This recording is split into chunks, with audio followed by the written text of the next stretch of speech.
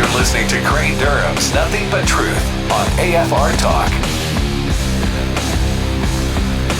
Welcome back, Crane Durham's Nothing But Truth, AFR Talk. Well, a distinctly different approach to Iran and their new president that was selected by the regime, President Rouhani, and the idea of reaching out and seeing a possibility for negotiations. Prime Minister Bibi Netanyahu had this to say about Iran's new president and new approach. Roll it. Oh, excuse me. That would be cut number 11. Pardon me. Cut number 11, if we could. I jumped ahead. Roll it.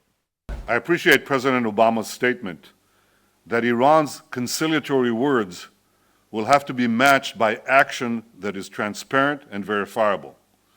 And I look forward to discussing this with the President in Washington next week. Iran thinks that soothing words and token actions will enable it to continue on its path to the bomb. Like North Korea before it, Iran will try to remove sanctions by offering cosmetic concessions while preserving its ability to rapidly build a nuclear weapon at a time of its choosing. Israel would welcome a genuine diplomatic solution that truly dismantles Iran's capacity to develop nuclear weapons. But we will not be fooled by half measures that merely provide a smokescreen for Iran's continual pursuit of nuclear weapons. And the world should not be fooled either. Our guest, Dr. Zhudi Jasser, president of the American Islamic Forum for Democracy, a former lieutenant commander in the U.S. Navy, and author of the book Battle for the Soul of Islam, An American Muslim Patriot's Fight to Save His Faith, joins us now. Dr. Jasser, welcome back. Great to be with you. Thanks for having me back, Crane. It's good to be with you again. Always welcome. You spoke this morning. I was going over an interview you did, and I want to key right into it because some of the things that you were saying apply to, I think, a whole host of issues, including the issue of Iran. With Iran and the possible new approach when it comes to their nuclear program, having talks with Iran, President Obama may be personally talking with President Rouhani. The idea of seeing what we want to see, and maybe that lens is clouded by that desire of what we want to see instead of what's truly there. Are we seeing a new regime in Iran that is moderate, as we would define it in today's age? Yeah, it's just amazing. I listened to the president talk about mutual respect, and I think to myself, the Iranian citizens and the vast majority of their population are listening to our president thinking, it's insulting for them to hear the leader of the free world say that he wants mutual respect with a thug and a theocrat.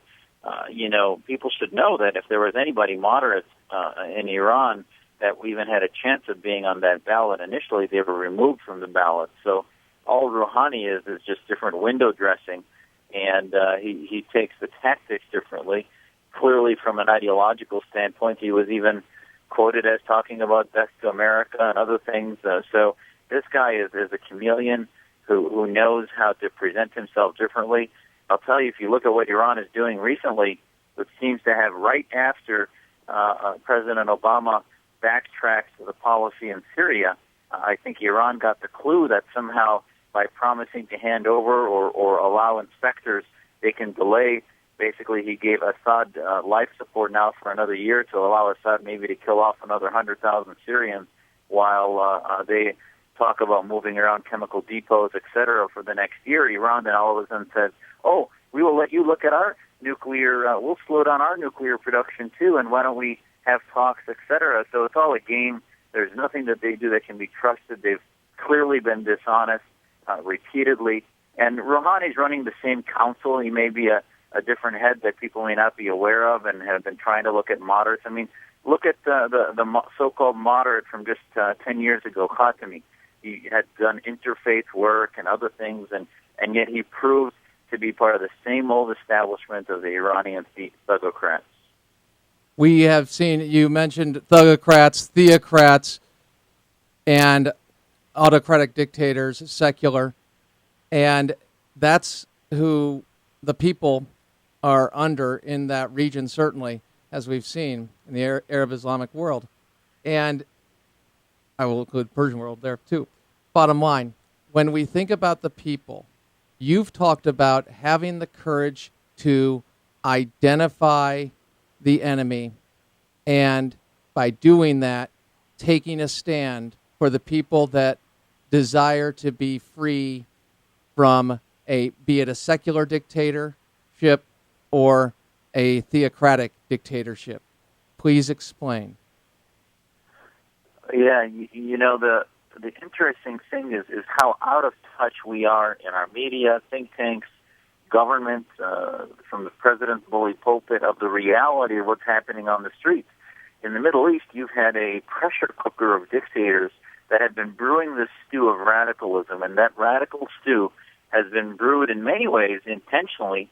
They sort of give the Brotherhood in Egypt or the Islamists, the Wahhabis in Saudi Arabia, they give them enough room to spread their ideas, they actually fuel it, and then when they get too powerful, they lock them up and kill them and try to contain them. It's like a pressure cooker. Well, you open up the pressure cooker, and that vacuum is going to get filled by radical Islamists. And the dictators claim to be victims, when in fact they brewed. I mean, what's happening to Christians just in the past few months alone is not only a disaster, but maybe the signs of future genocidal behaviors by many of these governments. But yet look at the Jewish community. The Jewish community has been evacuated from in an exodus in that region for the last 20 to 30 years, with virtually none left in Egypt, none left in Syria. So these dictators have fueled this, and now we're just sort of seeing the end result of that. And what's happening on the streets of Egypt, you have the majority of Muslims that came out against not only Mubarak, but then 10 times more against the Brotherhood. And in Saudi Arabia, the majority of Saudis that are trying to speak up against Wahhabis, and those are Muslims. In Iran, you had the Green Revolution. And yet we don't even want to call the terrorists part of the product of the Islamist ideology, because we're afraid of offending the Brotherhood groups in the West that are trying to prevent the free speech. And the only way to empower moderate Muslims is to identify the enemy as being part of Islam, so that we take ownership of it and say we're going to fix our house. If you allow the denial of care and the organization of Islamic cooperation to continue, it prevents the reform. It's like an alcoholic who refuses to even talk about the alcohol and fix their condition. You'll never get the reform. You'll never get the progress towards liberty and modernity, because you prevented the speech necessary to do so. So, in essence, what you are saying is it's the courage to specifically identify the enemy, like in Kenya, and the Butcher's Bill 62 so far, I understand, others injured as well, and recognize that, yeah, there are groups, obviously Christians are being slaughtered, Jews are being slaughtered, but there are Muslims who are also proportionally the greatest, or excuse me, yeah, they number the most as victims of Islamic terrorism. And what you're saying is you've got to identify the Islamists, you've got to identify the enemy within the House of Islam, and to do that, you've got to partner up with some people and identify the voices of reform within Islam. Let's move domestically here. Are we doing that? Is the president doing that? Not only is he not doing it, he's working with the Islamist byproduct of the Muslim Brotherhood legacy groups in America as being, quote-unquote, the Islam, and marginalizing the reformers, those who believe in American-style governments, American-style societies based in our type of liberal constitution, classically liberal constitution, and thus making our jobs that much more difficult in getting any traction. He's allowing the petrodollar byproduct organizations in America to speak for the House of Islam, when in fact they are the root of the problem. And it is just amazing that if you look at a lot of the advisors that are part of the Obama administration, and whether it's Homeland Security, I mean, you can't even, now the training programs for for our military deploying, for our homeland security, have been cleansed and scrubbed of the word jihad, Islamist, Salafi, and all these. And how can you be like in the Cold War when we had 50 to hundreds of experts on communist war theory, Soviet war theory? Today you can barely find them on one hand, and if they exist, nobody wants to talk about them that understand Islamism and Sharia, because if you talk about it, you are committing some type of bigotry, which is absurd because Muslims are fighting this also, and they have been able to snuff out any type of understanding in the West of what the enemy is. And by the way, it's the biggest threat in the 21st century. This isn't a small battle. You look at the OIC, it's 56 countries that are Muslim majority. You go to their website, their entire mission is not about them fixing all the travesties of freedom in their own countries, but they're all about putting us on the defensive and saying that the West is anti-Muslim, anti-Islam, and we continue to respond to that rather than put it back in their court and say, if you look globally, most of where the infringements upon human rights are being done in Muslim-majority countries today. And so, in essence, what I'm getting, you've been called anti-Muslim. Yes? The CARE report out just 2 days ago listed 2012 the 12 worst offenders of Muslim bigotry. I was listed among them, which is, my family looks at that and is just horrified. I mean, we've helped build mosques. They say that basically if you're against Islamist groups and identify them by name in this country, that somehow that makes me anti-Muslim. What's absurd about that, Crane, is almost every non-Muslim that knows me, whether it's my medical practice or my interfaith work, when I do invocations at dinners and other things, they're like, it just doesn't make sense. It's like backwards. And yet they're doing that, and they just assume people are ignorant, and they do it to tarnish and smear me so that our work is not effective. And, we're going to continue to push back, and I think people that are savvy know that it's a technique of dishonesty that they use because basically they want to equate being anti-CARE as being anti-Islam.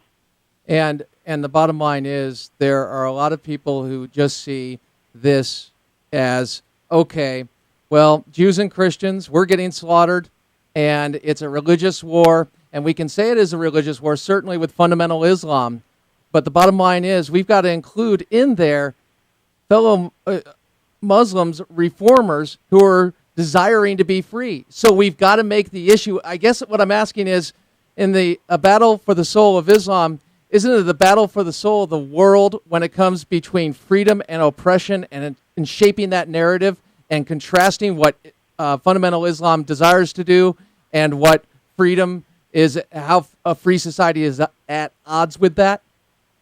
Yeah, and those are the two intersecting circles. I think within the Muslim consciousness right now, we're trying to come to terms with modernity, with the Enlightenment and the separation of church or mosque and state. And as the Pope, the previous Pope Ratzinger mentioned, and hopefully Pope Francis will follow, and saying that, the Islamic world needs to understand and come to terms with reason, societies based in reason versus those based in theocracy and basically dogmatic dictates. And that's the battle within Islam. The global battle is one of liberty versus autocracy, liberty versus, and you see this in China, you see it in India and Russia, which is a hugely still corrupt society. We see with Putin's actions and others. So, religious freedom is not only a problem in Muslim majority countries. The reason 70% of the world is not living under religious freedom right now, a lot of it has to do with China and Russia and other major countries. And the solution there is to really promote the idea that individual citizens get their rights from God, not from the government, and individual citizens have a right to be defended by the democracies of the world, and that this top-down diplomacy where we sit down and cozy up to dictators, and, that needs to change. Yes. Author of A Battle for the Soul of Islam, Dr. M. Zhudi Jasser. Check out his Twitter feed, Dr. Jasser, that's DR, at Dr. Zhudi Jasser. Check it out. I'll post it up on the Facebook. Dr. Jasser, thank you for taking the time. A lot covered, I know, but we definitely appreciate you. Take care. Anytime. Thanks, Frank. All right. Appreciate it. Appreciate you. Crane Durham, Something But Truth.